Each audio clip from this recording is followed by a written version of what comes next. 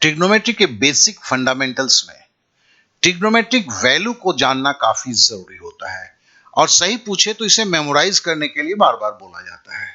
लेकिन मुश्किल क्या है कि सबको मेमोराइज नहीं होता है, सबको याद नहीं रख पाते हैं। फिर एक जैसे हर आपने चैनल में देखेंगे या पहले से ही आता है कि एक आप ये बना लो, चार्ट बना लो, चार्ट बना के एक बार लिख लो, उससे हो जाता है।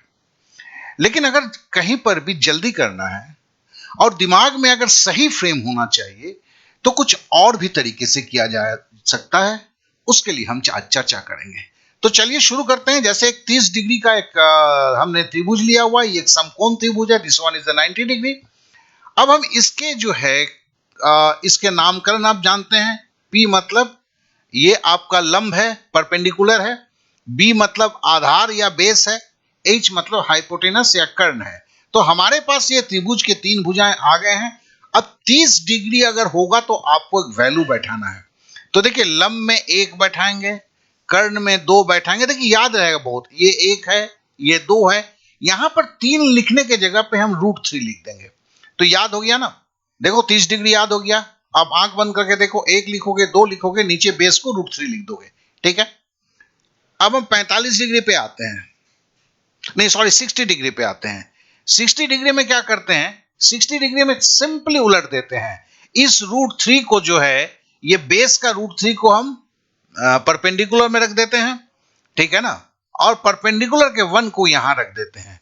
2 अपने जगह पे ही रहता है, ऐसे चीजें बनती है। तो जैसे ये √3 को हटा के इधर रख दिया, ठीक है।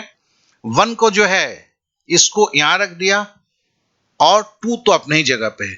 तो मतलब देखो इसमें भी हमें कुछ याद करने का नहीं है, खाली पोजीशन को हमें देख के याद रखना है खाली। और ये आंख बंद करके 2-3 बार देखते हो तो बड़े आराम से रहता है। अब आते हैं 45 डिग्री पर। ठीक है। 45 डिग्री का क्या होगा, देखो यही वैल्यू हमें पुट करना है। साइन, कॉस, टैन, कॉट, सेक, कोसेक, सब में यही वैल्यू पुट करना है।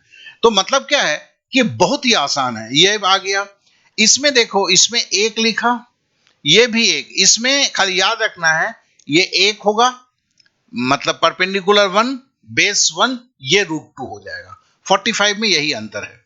अब देखो इसको बहुत ही आसान है, इसे 1-2 बार फिर से एक बार चलिए करके देखते हैं। ठीक है ना। ये किया हमने। अब आपको याद है यहां 1 होगा, यहां 2 होगा, यहां 3 की जगह √3 होगा, यही बोला था ना। देखो अब देखो ये 30 डिग्री का हो गया। अब हम 60 डिग्री का कर रहे हैं। 60 डिग्री का क्या करेंगे, √3 को यहां बैठा देंगे, √3 को यहां बैठा दिया। ठीक है। और हमने परपेंडिकुलर को यहां पे बेस के जगह पे लिख दिया और 2 को 2 के जगह पे रख दिया। तो ये 30 डिग्री और 60 डिग्री के दोनों हमारे ट्रायंगल्स के एंगल्स के साथ हो गए। अब हम 45 डिग्री को लेते हैं।